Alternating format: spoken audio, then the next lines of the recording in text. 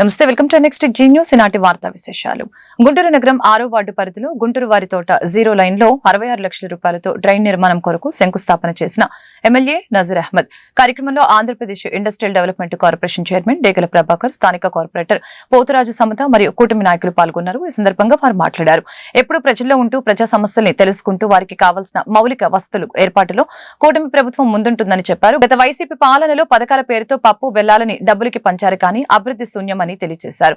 కూటమి ప్రభుత్వం అధికారంలోకి వచ్చిన తర్వాత సుమారుగా నగరంలో 8 కోట్ల రూపాయల విలువ చేసే అభివృద్ధి కార్యక్రమాలు చేస్తున్నట్లు తెలియజేశారు. ప్రజలకు అండగా ఉంటాం, ప్రజల సమస్యల్ని మా సమస్యలుగా భావించి వాటి పరిష్కార దిశగా పయనిస్తామని తెలిపారు.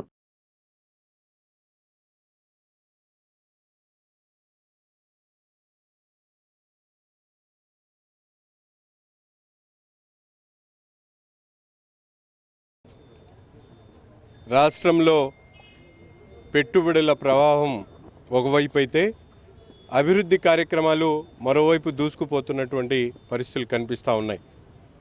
రాష్ట్రం నలుమూలలు కూడా సమగ్రంగా అభివృద్ధి చెందుతూ ఓవైపు విశాఖపట్నం స్టీల్ ప్లాంట్ దగ్గర నుండి అనంతపురం జిల్లాకు వేలాది కోట్ల రూపాయలు, కర్నూలు జిల్లాలో ఐటీ పార్కులతో సహా వేలాది పెట్టుబడులు, లక్షలాది పెట్టుబడులు ఈ రాష్ట్రంలో ఈరోజు కనిపిస్తూ ఉన్నాయి.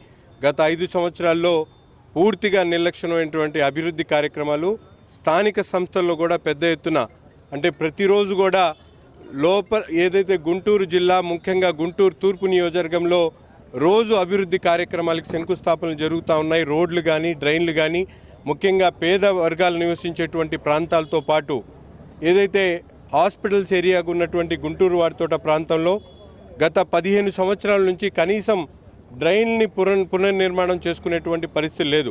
ఈరోజు కూటమి ప్రభుత్వం అధికారంలోకి వచ్చినటువంటి 4-5 నెలల్లోనే దాదాపు 8 కోట్ల రూపాయలతో గుంటూరు తూర్పు నియోజకవర్గంలో అభివృద్ధి కార్యక్రమాలు చేయడం జరుగుతూ ఉంది. ఈరోజు గుంటూరు వాడితోటలో పూర్తిగా డ్రైన్ నిర్మించేటువంటి కార్యక్రమం 1వ లైన్ నుంచి 6వ లైన్ వరకు అడ్డు 3 అడ్డు రోడ్లు కలిపి దాదాపు 66 లక్షల రూపాయలతో డ్రైన్ నిర్మించేటువంటి కార్యక్రమాన్ని చేపట్టడం జరుగుతూ ఉంది. ప్రతి ఒక్క డివిజన్లో కూడా ఎక్కడ ప్రజలకు మౌలిక వసతులు కల్పించేటువంటి క్రమంలో ప్రతిరోజు కూడా క్షేత్రస్థాయిలో పర్యటిస్తూ ప్రజల ఇబ్బందులని, కష్టాలని కనుక్కోవడం, వారికి కావాల్సినటువంటి అభివృద్ధి సంక్షేమ కార్యక్రమాలు అందించడమే ధ్యేయంగా ఈరోజు ముందుకు సాగుతూ ఉన్నాం. కూటమి నాయకులందరూ కూడా క్షేత్రస్థాయిలో ప్రతి ఒక్కరికి కూడా అందుబాటులో ఉంటా ఉన్నారు. ప్రజా సమస్యలను కనుక్కుంటా ఉన్నారు. వారికి కావాల్సినటువంటి కార్యక్రమాలన్నీ కూడా త్వరతగిన ఒకటి చేసుకుంటా ముందుకు సాగుతూ ఉన్నాం. ప్రజలు ఇప్పటికైనా ఎవరికి ఎటువంటి అవసరం ఉన్నా కూడా మేమందరం కూడా తప్పకుండా ప్రజాక్షేత్రం నుండి వారికి కావాల్సినటువంటి కార్యక్రమాలు ముందుకు తీసుకొని వెళ్తామని చెప్పి కూడా తెలియజేస్తా ఉన్నాం. లోకేష్ గారు, గౌరవనీయులు ముఖ్యమంత్రి చంద్రబాబు నాయుడు గారు ఈ రోజున పెట్టుబడులు మరి దేశంలో ఎక్కడ చూసినా కానీ పారిశ్రామికవేత్తలందరూ కూడా ఆంధ్రప్రదేశ్లో మరి ఎక్కడైనా కానీ పరిశ్రమలు పెట్టాలని చెప్పేసి ఒక ముఖ్య ఉద్దేశంతో ఈ రోజున అభివృద్ధి పరంపర నడుస్తూ ఉంది. పెట్టుబడులు జరుగుతూ ఉన్నాయి. అలానే స్థానిక సంస్థలను పూర్తిగా నిర్లక్ష్యం చేసేటువంటి గత ప్రభుత్వం ఈ రోజున నజీర్ అహ్మద్ గారు ఆధ్వర్యంలో ఇక్కడ 66.5 లక్షల రూపాయలు డ్రైనేజీ 1వ లైన్ నుంచి 6వ లైన్ దాకా మరి 3 అడ్డు రోడ్లతో సహా కలిపి మరి 66.5 లక్ష మరి గవర్నమెంట్ వచ్చినటువంటి అనతి కాలంలోనే 7 నెలల్లోనే చాలా పనులు చేస్తూ ఉన్నారు. అట్లానే 5 సంవత్సరాల కాలంలో పూర్తిగా అన్నిటి కూడా నిర్లక్ష్యానికి గురైనటువంటి ఏరియా మొత్తాన్ని కూడా ఇప్పుడు అభివృద్ధి పథంలోకి లోకల్ ఎమ్మెల్యే గారు ఆధ్వర్యంలో, అట్లానే మన 6వ వార్డు అయినటువంటి సమతా గారు, కార్పొరేటర్ గారు ఆధ్వర్యంలో జరుగుతున్నటువంటి మంచి కార్యక్రమాలకి పెద్ద ఎత్తున స్పందన వస్తూ ఉంది. అలానే ఈ రోజున ప్రతి ఒక్కరు కూడా గుంటూరు పరిధిలో ప్రతి చోట కూడా అభివృద్ధి కార్యక్రమాలు, సంక్షేమ కార్యక్రమాలు పరుగులెడుతూ ఉన్నాయి. అన్నింటిని కూడా ప్రజలందరూ కూడా చూసి ఇట్లా గవర్నమెంట్ అంటే ఎలా ఉండాలి, నాయకులంటే ఎలా ఉండాలని చెప్పేసి ప్రతి ఒక్కరు కూడా ప్రతి ఒక్కళ్ళ మనసులో కూడా ఉన్నదే ఇదే. దీనికి మనందరం కూడా చాలా ఆనందదాయకంగా ఉన్నాం. ప్రజలందరూ కూడా ఏదైతే కోరుకున్నారో అది జరుగుతూ ఉంది. 6వ వార్డులో గుంటూరు వారి తోటలో 0 లైన్ కానుంచి 8వ లైన్ వరకు కూడా డ్రైన్ అనేది పెట్టడం జరిగింది. అంతేకాకుండా 4, 5, 6 లైన్లో కూడా అడ్డు రోడ్లలో కూడా డ్రైన్స్ అనేది నిర్మాణం చేస్తున్నాం. మేము గత గవర్నమెంట్ నుంచి కూడా మేము వార్డులో ప్రతి ఇంటికి వెళ్ళినప్పుడు పథకాల గురించి కానీ వీటి గురించి కానీ చెప్పడానికి వెళ్ళినప్పుడు ఇక్కడ అంతా ఇళ్లలో వాళ్ళు కూడా అందరూ ఒకటే అడుగుతున్నారు, మాకు పథకాలు వద్దమ్మా, మాకు డ్రైన్స్ కట్టించండి. ఇవన్నీ పూడిపోవటం వలన వర్షాలు పడినప్పుడు డ్రైన్లో వాటర్ అంతా బయటకు వచ్చి మాకు క్లీన్ చేసుకోలేకపోతున్నాం అనేసి అడగటం జరిగింది. ఈరోజు ఇక్కడ దగ్గర గుంటూరు వారి తోట వరకు లైన్కి 66.5 లక్షలతో ఈరోజు ఎమ్మెల్యే గారి ఆధ్వర్యంలో డేగల ప్రభాకర్ మన చైర్మన్ ఆధ్వర్యంలో ఈరోజు కొబ్బరికాయ కొట్టడం జరిగింది. ఇంతేకాకుండా కొత్తపేటలో కూడా ఎంపీ గ్రాంట్స్లో 2-3 సంవత్సరాల కిందట శాంక్షన్ అయినాయి. మాకు టీడీపీ కార్పొరేట్లకి అప్పుడు గ్రాంట్స్ ఇవ్వట్లేదని మేము గల్లా జయదేవ్ గారిని అడిగితే మాకు అమౌంట్లు ఇచ్చారు. దాని మీద సోమవారి వీధిలో కూడా మేము పెట్టుకోవడం జరిగింది. పెట్టుకున్నా కానీ కాంట్రాక్ట్ వేశారు, అయినా కానీ దాన్ని నిలిపేశారు. ఇప్పుడు దానికి కూడా మేము ఎమ్మెల్యే గారి చేతుల మీదుగా కొబ్బరికాయ కొట్టించుకుంటున్నాము. అంతేకాకుండా రైల్వే స్టేషన్ రోడ్లో కూడా 2 సైడ్స్ డ్రైన్స్ అది కూడా పెట్టడం జరిగింది. అవి కూడా ఇప్పుడు బ్రిటిష్ కాలం నాటి డ్రైన్స్ ఇటుకలతో కట్టారు. దాని మీద కూడా నేను ఎన్నోసార్లు పెట్టడం జరిగింది, కానీ మాకు ఎటువంటి శాంక్షన్ జరగలేదు. ఇప్పుడు దగ్గర 1,70 లక్షలతో వర్కులు అనేది ఈరోజు ఎమ్మెల్యే గారి చేతుల మీదుగా డ్రైన్స్కి కొబ్బరికాయ కొట్టించడం జరుగుతుంది. ఒక కొబ్బరికాయ కొట్టి వదిలేయటమే కాదు, స్టార్టింగ్ నుంచి ఎండింగ్ దాకా ఎలా కడుతున్నారు కాంట్రాక్టులు, ఇసుక కానీ శాండ్ కానీ ఇసుక కానీ కంకర కానీ సిమెంట్ కానీ ఎంత మెజర్మెంట్స్ వేస్తున్నారు, ఎంత క్వాలిటీగా కడుతున్నారు. ఏదైనా వర్క్ జరిగితే అది దగ్గర 25-30 ఏళ్ళ దాకా చెక్కు చెదరకుండా కూడా చూస్తున్నాము. ఈ మధ్య మనం చూస్తూనే ఉన్నాం, కొన్ని వర్కులు చేస్తున్న 2-3 నెలలకే డ్యామేజ్ అయిపోతున్నాయి. అట్లా కాకుండా మా వార్డులో అన్ని గట్టిగా స్ట్రాంగ్గా ఉండేటట్టుగా కూడా ఒక కార్పొరేటర్గా కూడా పర్యవేక్షిస్తూ మున్సిపల్ కమిషనర్ పులి శ్రీనివాసులు అవినీతిపై దర్యాప్తు జరిపించాలని కోరుతూ గుంటూరు కలెక్టరేట్ కార్యాలయంలోని ప్రజా సమస్యల పరిష్కార వేదికలో కలెక్టర్ నాగలక్ష్మికి, నగర mayor Kavati Manohar Naidu, deputy mayor Balavajrapapu మరియు కార్పొరేటర్లతో కలిసి వినతి పత్రం అందజేశారు. ఈ సందర్భంగా కావటి మనోహర్ నాయుడు, బాలవజ్రపాపు మాట్లాడారు. బుడమేరు వరద బాధితుల సహాయంలో 9,24 లక్షల రూపాయలు నగర కమిషనర్ అవినీతికి పాల్పడ్డారని చెప్పారు. ఈ నెల 17వ తారీఖున కౌన్సిల్ సమావేశం జరపమని నగర కమిషనర్ కి లేఖ రాశామని తెలిపారు. అయినా కూడా కమిషనర్ వద్ద నుంచి తమకు ఎలాంటి సమాచారం లేదని చెప్పారు. స్టాండింగ్ కమిటీ ఎన్నికల ప్రక్రియలో పర్యవేక్షణ అధికారిగా నగర కమిషనర్ తో పాటు కలెక్టర్ కూడా పర్యవేక్షించాలని కోరినట్లు తెలిపారు. కమిషనర్ అవినీతి బాగోటంపై దర్యాప్తు చేయాలని CM Chandrababu Naidu, deputy CM Pawan Kalyan కి మరియు ప్రధానమంత్రి నరేంద్ర మోదీకి లేఖలు రాశామని చెప్పారు.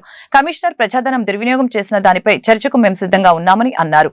కమిషనర్ తీరు గురించి ఉన్నతాధికారులకి మేము తెలియజేశామని, వారు దర్యాప్తు చేసి సరైన నిర్ణయం తీసుకోకపోతే మేము న్యాయస్థానాన్ని ఆశ్రయిస్తామని చెప్పారు. మేము అవినీతి చేశామని నిరూపిస్తే ఏ ఎంక్వైరీకైనా సిద్ధంగా ఉన్నామని చెప్పారు. ఆయన ఆధ్వర్యంలో ఎన్నికలు జరిగితే ప్రజాస్వామ్యానికి తూట్లు పొడిచే విధంగా ఈ ఎన్నిక తీరు వ్యవహరిస్తా ఉంటుంది. కాబట్టి దయచేసి కలెక్టర్ గారిని మేము రిక్వెస్ట్ చేశాం, అమ్మా మీ ఎన్నికల ప్రక్రియలో మీ యొక్క ఇన్వాల్వ్మెంట్ ఉండాలి, మీరు కూడా ఎన్నికల ప్రక్రియను మీరు పర్యవేక్షించండి, అప్పుడే ప్రజాస్వామ్యబద్ధంగా జరగాల్సినటువంటి ఎన్నిక ప్రశాంతంగా ప్రజాస్వామ్యబద్ధంగా జరిగిద్ది. మీరు దయచేసి మీరు దీంట్లో ఇన్వాల్వ్ అవ్వండి, దీన్ని పర్యవేక్షించేటువంటి బాధ్యత మీరు తీసుకోండి అని చెప్పేసి గౌరవ కలెక్టర్ గారిని కూడా కలిసి మేము చెప్పడం కూడా జరిగింది. ఈ 2 సందర్భాలలో, ఒకటి బుడమేరు వరద సహాయ నిధులకు సంబంధించినటువంటి జరిగినటువంటి అవకతవకలు, అవినీతిపై మేము తప్పకుండా పోరాటం చేస్తాం. తప్పకుండా కమిషనర్ యొక్క అవినీతి బండారాన్ని, అవినీతి భాగవతాన్ని మేము తప్పకుండా ప్రభుత్వం దృష్టికి, అధికారుల దృష్టికి మేము తీసుకువెళ్తాం. ఇక్కడ మాకు ఎటువంటి న్యాయం జరిగిద్ది, న్యాయం జరగాలి, కమిషనర్పై దర్యాప్తు వేయాలి, ఎంక్వైరీ చేయాలని చెప్పేసి ప్రభుత్వ అధికారులను మేము పదే మేము రిక్వెస్ట్ చేస్తూ ఉన్నాం. ఈరోజు కలెక్టర్ గారిని కూడా కలిసాం. ఆల్రెడీ ప్రధానమంత్రి గారి దగ్గర నుంచి మరి కింది స్థాయి ప్రజాప్రతినిధులు అందరి వరకు కూడా ముఖ్యమంత్రి గారితో పాటు మరి అందరి దగ్గరికి కూడా మేము మెయిల్ ద్వారా, అదేవిధంగా మేము రిజిస్టర్ పోస్టుల ద్వారా పంపించడంతో పాటు స్వయంగా కూడా మేము వాళ్ళందరూ కూడా మేము కలిసి మరి ఎంత మేర కలవటానికి సాధ్యం ఉంటుందో వాళ్ళందరూ కూడా సాధ్యమైనటువంటి రీతిలో మేము వాళ్ళందరూ కూడా కలిసి మేము ఫిర్యాదు చేస్తాం. తప్పకుండా కమిషనర్ యొక్క అవినీతి బండారాన్ని మేము బయట పెడతాం. ఆయన కానీ అవినీతి నేను చేయలేదు, నేను నీతిమంతుడిని, నేను సచ్చీలుణ్ణి, నేను నిజాయితీగా నేను పనిచేశానంటే ఆయన గుంటూరు నగర ప్రజలకి అతను ఖర్చు పెట్టిన విధానం గురించి సమాధానం చెప్పవలసినటువంటి బాధ్యత కమిషనర్ గారిపై ఉన్నది అని చెప్పేసి కూడా చెప్తూ కలెక్టర్ గారిని ఈ 2 విషయాల మీద కూడా మేము కలిసాం. ఆమె పరిశీలించి న్యాయం చేస్తామన్నది, ప్రభుత్వానికి నివేదిక పంపిస్తాం, వాళ్ళు తీసుకున్న నిర్ణయాన్ని బట్టి మేము ఎంక్వైరీ చేస్తామని చెప్పేసి కూడా కలెక్టర్ గారు కూడా చెప్పడం కూడా జరిగింది. తర్వాత ఎన్నికల గురించి కూడా కలెక్టర్ గారికి ఫిర్యాదు చేశాం, వారు పర్యవేక్షణలో జరిపించమని చెప్పాం. వారు కూడా చట్టం పరిశీలించి ఆ విధంగా చర్యలు తీసుకుంటామని చెప్పేసి వారు కూడా చెప్పడం. స్టాండింగ్ కమిటీ మీద మాట్లాడటం జరిగింది. స్టాండింగ్ కమిటీ విషయంలో కమిషనర్ గారి ఆధ్వర్యంలో అడిషనల్ కమిషనరు ఎన్నికల రిటర్నింగ్ అధికారిగా ఉండటం అనేది చిత్తశుద్ధితో ఎన్నిక జరగదు అనే అంశాన్ని కలెక్టర్ గారి దృష్టికి తీసుకెళ్ళాం. ఈ విషయంలో కలెక్టర్ గారు కూడా నాకున్నటువంటి రూల్స్ అండ్ రెగ్యులేషన్స్ అన్ని చూసుకొని దాన్ని బట్టి నేను ఏమి నిర్ణయం తీసుకోవాలో కూడా చెప్తానని చెప్పి చెప్పడం జరిగింది. ఇక్కడ ఏం జరుగుతుందంటే కమిషనరు తన రూల్స్ని విధుల్ని పూర్తిగా విస్మరించేశారు. 4వ తారీఖు కౌన్సిల్ మీటింగ్ దగ్గర నుంచి ఈ రోజు వరకు జరిగిన ప్రక్రియ మొత్తం కూడా ఆయన మాట్లాడుతున్న విధానం అంతా కూడా మేము ఈరోజు ప్రజాప్రతినిధులుగా మేయర్ గారు, నేను, మా తోటి కార్పొరేట్లు అందరం కూడా అడుగుతా ఉన్నాం. ఆయన మాట్లాడిన ప్రతి అంశం మీద చర్చకి మేము సిద్ధంగా ఉన్నాం. ప్రతి విషయంలో కూడా ఈ రోజు దాకా మాట్లాడిన మీడియాలో మాట్లాడిన ప్రతి విషయం మీద మేము చర్చకు సిద్ధంగా ఉన్నాం. ఆయన చిత్తశుద్ధిని నిరూపించుకోవడానికి ఆయన సిద్ధంగా ఉంటే ఆయన ఎప్పుడైనా ఎక్కడైనా కౌన్సిల్లో ఒక మీటింగ్ ఏర్పాటు చేస్తే ప్రతి అంశం మీద మేము కూలంకుషంగా ఆయన మాట్లాడిన దాని మీద కూడా చర్చించడానికి సిద్ధంగా ఉన్నాం. ఎందుకు చెప్తున్నానంటే ఈ మాట నేను ఆయన మాట్లాడే ప్రతి మాట అబద్ధాలు మాట్లాడుతూ ఉన్నాడు.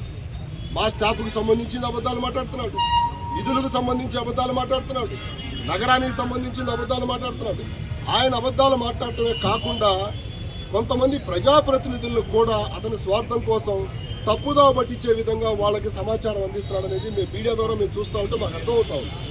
ఈ విషయాలని కూలంకుషంగా గుర్తున్నారు, ప్రజలకు తెలియాలి, ప్రజాప్రతినిధులకు తెలియాలి, ప్రజలందరూ కూడా ఎదురు చూస్తూ ఉన్నారు. కాబట్టి మేము నగరపాలక సంస్థ కమిషనర్ని ఈ అంశాలపైన, ప్రజాధనం దుర్వినియోగం పైన, ఆయన మాట్లాడుతున్న ప్రతి అంశం పైన చర్చకు మేము సిద్ధంగా ఉన్నామని చెప్పి సందర్భంగా తెలియజేస్తా ఉన్నాం. రాబో రోజుల్లో కమిషనర్ చేస్తున్నటువంటి ప్రతి అంశాలు కూడా ఇంకా కొన్ని అంశాలు చాలా డీటెయిల్గా మా దగ్గర సమాచారాలు ఉన్నాయి. వాటిని కూడా త్వరలోనే ప్రజలకు తెలియజేసే పని కూడా చేస్తాం మేము. ఎందుకంటే అతను పరిపాలన పూర్తిగా పక్కన పెట్టేశాడు. అతని వ్యక్తిగత ప్రయోజనాల కోసం, వ్యక్తిగత స్వార్థం కోసం, ఎవరో మెప్పు పొందడం కోసం అతను ఒక ఐఏఎస్ ఆఫీసర్గా, కమిషనర్గా విధులు నిర్వహిస్తున్నాడు తప్పనించి గుంటూరు నగర ప్రజల కోసం పనిచేయట్లేదు, ప్రజాప్రతినిధుల యొక్క విజ్ఞాపనల గురించి పనిచేయట్లేదు. అన్నిటినీ విస్మరించి గుంటూరు నగరాన్ని భ్రష్టు పట్టించే విధంగా ఆయన చేస్తున్నటువంటి పని విధానం ఉంది. కాబట్టి ఈ విషయాలన్నిటిని కూడా ఉన్నతాధికారుల దృష్టికి తీసుకెళ్ళాం. మేయర్ గారు మేమందరం కూడా అదేవిధంగా రాష్ట్రంలో ఉన్నటువంటి రాష్ట్ర ప్రభుత్వం దృష్టికి తీసుకెళ్ళాం. దీనిపైన కనుక రాష్ట్ర ప్రభుత్వం కావచ్చు, ఉన్నతాధికారులు కనుక స్పందించకపోతే దీనిపైన కమిషనర్ వ్యవహార మాజీ మంత్రి కాకాని గోవర్ధన్ రెడ్డి మరొకసారి వివాదాస్పద వ్యాఖ్యలు చేశారు. నెల్లూరు జిల్లా బోగోలు మండలం కొల్లదిన్నెలో జరిగిన దాడుల్లో గాయపడిన వైసీపీ సానుభూతి పరుణ్ణి కావలిలో ఆసుపత్రిలో కాకాని పరామర్శించడం జరిగింది. అనంతరం మాట్లాడిన ఆయన తమ పార్టీ శ్రేణులపై దాడుల్ని ప్రోత్సహిస్తున్న పోలీసు అధికారుల్ని ఉపేక్షించబోమని హెచ్చరించారు. వైసీపీ పాలన రాగానే సముద్రాల అవతల ఉన్న తీసుకువచ్చి దుస్తులు ఒడదీసి సమాజం ముందు నిలబెడతామని చెప్పారు. పాపం నాకైతే పోలీసు అధికారులని తలుచుకుంటేనే జాలి వేస్తుంది. ఈ రోజు ఎగిరెగిరి పడుతున్నారే, రేపటి రోజు మీ పరిస్థితి ఎంత దారుణంగా తయారు కాబోతుంది. మీరు ఎన్ని ఇబ్బందులు, ఈ రోజు ఎన్ని కుటుంబాలు, నేను మరలా చెప్తున్నా, ఈ రోజు ఎన్ని కుటుంబాలనైతే మీరు వైఎస్ఆర్ కాంగ్రెస్ పార్టీ సానుభూతి పరులు, వైఎస్ఆర్ కాంగ్రెస్ పార్టీకి సంబంధించినటువంటి కుటుంబాలను గోడుగోడు అనిపించారో, తెలుగుదేశం పార్టీ నాయకులను వదిలిపెట్టాం, వాళ్ళని రెచ్చగొట్టి ఇబ్బంది పెట్టినటువంటి వాళ్ళని విడిచిపెట్టాం, వాళ్ళకి అండగా ఉన్నటువంటి పోలీసు అధికారులను విడిచిపెట్టేది ఉండదనేటువంటి సందర్భంగా తెలియజేస్తారు. బెదిరింపులు అనేటువంటివి పోలీసుల అండతో, పోలీసులను అడ్డు పెట్టుకుని ఈ ప్రభుత్వం మనుగడ సాధించగలమని చెప్పి అనుకోవడం పొరపాటు. మరలా చెప్తున్నాం, జగన్మోహన్ రెడ్డి గారు చెప్పినటువంటి విషయాన్ని, సప్త సముద్రాల అవతల ఉన్నా సరే లాక్కొచ్చి మిమ్మల్ని ఖచ్చితంగా మీ ఒంటి మీద ఉండేటువంటి బట్టలను ఓడదీస్తాం తప్ప మిమ్మల్ని విడిచిపెట్టేటువంటి ప్రసక్తి ఉండదు అనేటువంటిది సందర్భంగా తెలియజేస్తున్నాం. ఖచ్చితంగా మీరు దీనికి భారీ మూల్యం చెల్లించుకోవడానికి సిద్ధంగా ఉండండి. తిరుమల శ్రీ వెంకటేశ్వర స్వామికి చెన్నైకి చెందిన వర్ధమాన్ జైన్ అనే భక్తుడు భూరి విరాళం సమర్పించారు. 6 కోట్ల మొత్తాన్ని టీటీడీ ట్రస్ట్ కి ఇచ్చాడు. ఎస్వీబీసీ కోసం 6 కోట్లు, గో సంరక్షణ ట్రస్ట్ కోసం 1 కోటి విలువైన డీడీలను రంగనాయకుల మండపంలో టీటీడీ అదనపు ఈవో వెంకయ్య చౌదరికి అందజేశారు. టీటీడీకి చెందిన వివిధ ట్రస్టులకి ఆయన గతంలోనూ భారీగా విరాళాలు ఇచ్చారు. రఘురామకృష్ణంరాజు దాఖలు చేసిన పిటిషన్ పై సుప్రీంకోర్టులో కీలక పరిణామం. జగన్ బెయిల్ రద్దు, కేసుల ట్రయల్ మరొకసారి విచారణ, ధర్మాసనం మార్పు. జస్టిస్ బివి నాగరత్న, జస్టిస్ సతీష్ చంద్ర శర్మ ధర్మాసనానికి మార్చిన సుప్రీంకోర్టు. జస్టిస్ పంకజ్ మిత్తల్ ధర్మాసనం. గత 12 ఏళ్లుగా ట్రయల్ అడుగు కూడా ముందుకు కదల్లేదన్న రఘురామ న్యాయవాది. తిరుమల శ్రీవారిని సంక్రాంతికి వస్తున్నాం చిత్ర బృందం దర్శించుకుంది. ఆదివారం వీఐపీ ప్రారంభ విరామ దర్శనం సమయంలో దర్శకుడు అనిల్ రావిపూడి, నిర్మాత దిల్ రాజు, హీరోయిన్లు ఐశ్వర్య రాజేష్, మీనాక్షి చౌదరి తదితరులు స్వామివారి సేవలో పాల్గొన్నారు. దర్శన అనంతరం రంగనాయకుల మండపంలో వీరికి పండితులు ఆశీర్వచనం చేసి స్వామివారి తీర్థ ప్రసాదాలను అందజేశారు. ఆలయం వెలుపల మూవీ టీంతో ఫోటోలు దిగేందుకు భక్తులు ఉత్సాహం చూపారు.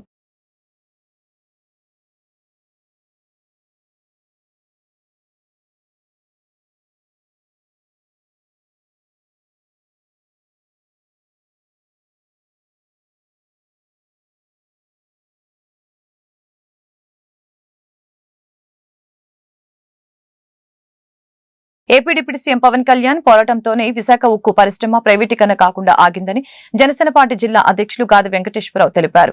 గుంటూరు లార్జ్ సెంటర్లో జిల్లా పార్టీ కార్యాలయంలో ఏర్పాటు చేసిన మీడియా సమావేశంలో ఆయన మాట్లాడారు. విశాఖ ఉక్కు ఆంధ్రుల హక్కు అని మరొకసారి నిరూపితమైందని చెప్పారు. ఆంధ్రుల మనోభావాలని గౌరవించి ఇటీవల కేంద్ర ప్రభుత్వం విశాఖ ఉక్కు పరిశ్రమకి 11,440 కోట్లు కేటాయించడం ఎంతో హర్షించదగ్గ విషయమని చెప్పారు. విశాఖ స్టీల్ ప్లాంట్ ఉద్యమానికి గుంటూరు జిల్లాకు ప్రత్యేక అనుబంధం ఉందని ఈ సందర్భంగా గుర్తు చేశారు. సాక్షి పేపర్లో పవన్ కళ్యాణ్ పై దుష్ప్రచారం చేయడం దారుణమని అన్నారు. స్టీల్ ప్లాంట్ విషయంలో ఎనలేని కృషి చేసిన జనసేన పార్టీ అధ్యక్షులు పవన్ కళ్యాణ్ కి గుంటూరు జిల్లా జనసేన పార్టీ తరపున ఆంధ్ర రాష్ట్ర ప్రజల తరపున ప్రత్యేక కృతజ్ఞతలు తెలిపారు. కార్యక్రమంలో జనసేన పార్టీ నాయకులు చందు సాంసరావు, జిల్లా ప్రచార కమిటీ కోఆర్డినేటర్ సిక బాలు, జిల్లా కార్యదర్శి చట్టాల త్రినాథు తదితరులు పాల్గొన్నారు. విశాఖ స్టీల్ ఉన్నదో కొంతమంది బలిదానాల వల్ల ఏర్పడినటువంటి ఒక పెద్ద ఫ్యాక్టరీ. దాంట్లో దాదాపుగా కొన్ని వేల కుటుంబాలు దాని మీద ఆధారపడి బ్రతకటమే కాకుండా ఒక పెద్ద ఎసెట్ అది ఆంధ్ర రాష్ట్రానికి.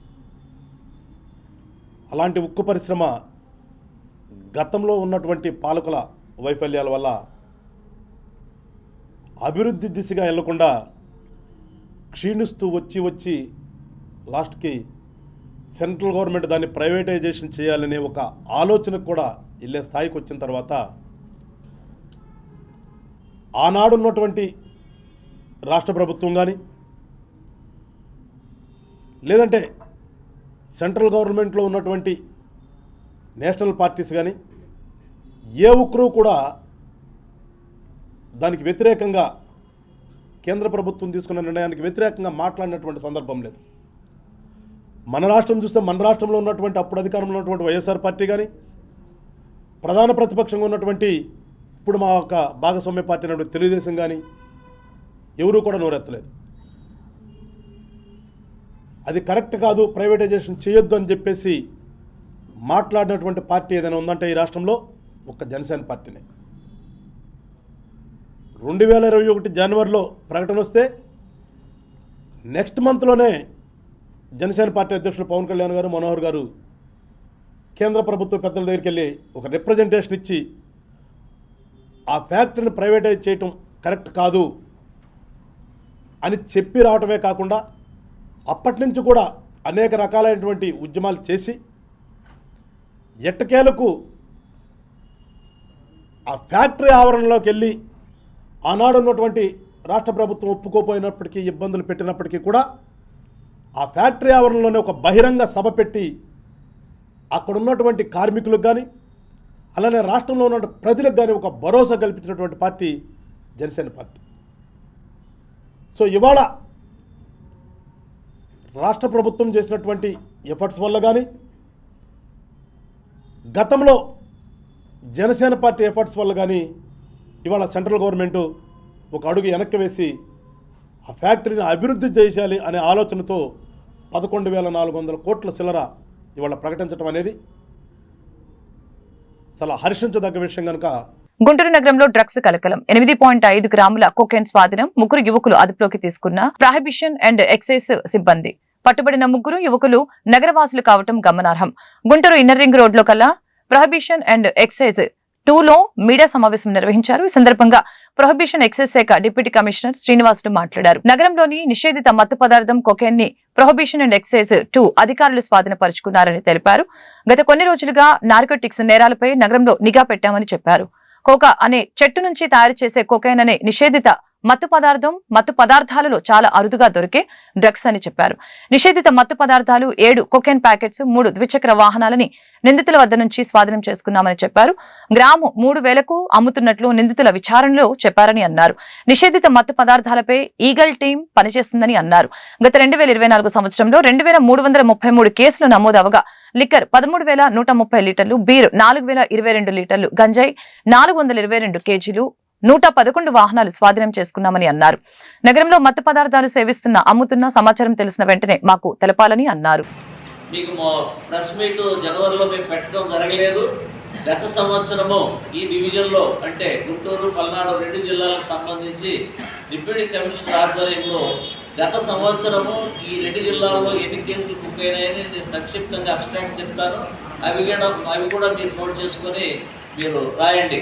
మొత్తము 983 కేసులు అంటే 3036 కేసులు నమోదు చేయడం జరిగింది. అందులో 2771 మందిని అరెస్ట్ చేయడం జరిగింది. దీంట్లో మొత్తం లిక్కరు 13,130 లీటర్ల 630 మిల్లీలీటర్ల లిక్కర్ను సీజ్ చేయడం జరిగింది. వీరు వచ్చి 4,781 లీటర్లను సీజ్ చేయడం జరిగింది. బెల్లపూటను 1,17,100 లీటర్ల బెల్లపూటను ధ్వంసం చేయడం జరిగింది. అలాగే 422 కేజీల గంజాయి స్వాధీనం చేసుకోవడం జరిగింది. అలాగే అక్రమ కళ్ళు 8 లీటర్లను, ఫ్లోరల్ హైడ్రేట్ను 150 గ్రాములని, అట్లాగే ఈ యొక్క క్రైమ్స్లో 111 వాహనాలు కూడా స్వాధీనం చేసుకొని కాన్స్టిట్యూషన్కి ఇవ్వడం జరిగింది. ఇవన్నీ గత సంవత్సరం 24 సంవత్సరం జరిగిన ఈ ఫిగర్స్. అలాగే గత నెలలో ఏమేమి మేము పట్టుకున్నాం అనేది కూడా అంటే డిసెంబర్ నెల గురించి చెప్తాను. అలాగే ఈ డివిజన్లో 244 కేసులు బుక్ చేయడం జరిగింది. 195 మందిని అరెస్ట్ చేయడం జరిగింది. లిక్కరు 711 లీటర్లను స్వాధీనం చేసుకున్నాం. బీర్ను 11 లీటర్లు, ఐడి లిక్కరు 82 లీటర్లు, ఎఫ్జే వాష్ 15,900 లీటర్ల ఎఫ్జే వాష్ ముఖ్యంగా మాచర్ల, చేంజర్ల, నర్సరావుపేట ఏరియాలోనే నాటుసారా ఉంది. ఆ ఏరియాలో డిస్ట్రాయ్ చేయడం జరిగింది. అలాగే 1.19 గ్రాముల ఈ గంజాయిని సీజ్ చేయడం జరిగింది. 8 వెహికల్స్ కూడా గత నెలలో ఇవన్నీ కూడా సీజ్ చేయడం జరిగింది. కాబట్టి ఎవరైనా మత్తు పదార్థాల గురించి ఎవరికైనా ఇన్ఫర్మేషన్ ఉంటే ఇమ్మీడియట్గా ప్రొహిబిషన్ ఎక్సైజ్ శాఖ 1 టౌన్ 2 టౌన్ 2 స్టేషన్స్ ఉన్నాయి, వాటికి కానీ అధికారులకు కానీ తెలియజేయండి. లేదంటే 14500 ఇది టోల్ ఫ్రీ నంబర్. ఆ టోల్ ఫ్రీ నంబర్కి మీరు సమాచారం ఇవ్వవచ్చు. అలాగే పోలీస్ శాఖ కూడా ఇచ్చినా కూడా ఈ యొక్క మత్తు పదార్థాలు అనేది గవర్నమెంట్ చాలా ప్రొసీజర్ తీసుకొని ప్రత్యేకంగా దీనికి ఒక సంస్థను కూడా ఏర్పాటు చేసింది. వారందరి సహకారంతో ఈ యొక్క ఎన్డీపీఎస్ యాక్టివిటీస్ ఆ యొక్క సబ్స్టెన్స్ అన్ని కంట్రోల్ చేయాలని నిశ్చయంగా ఉంది. కాబట్టి దాని మీద ఈ వార్తలు ఇంతటితో సమాప్తం. మరొక బులెటిన్ మళ్ళీ కలుద్దాం. నమస్కారం.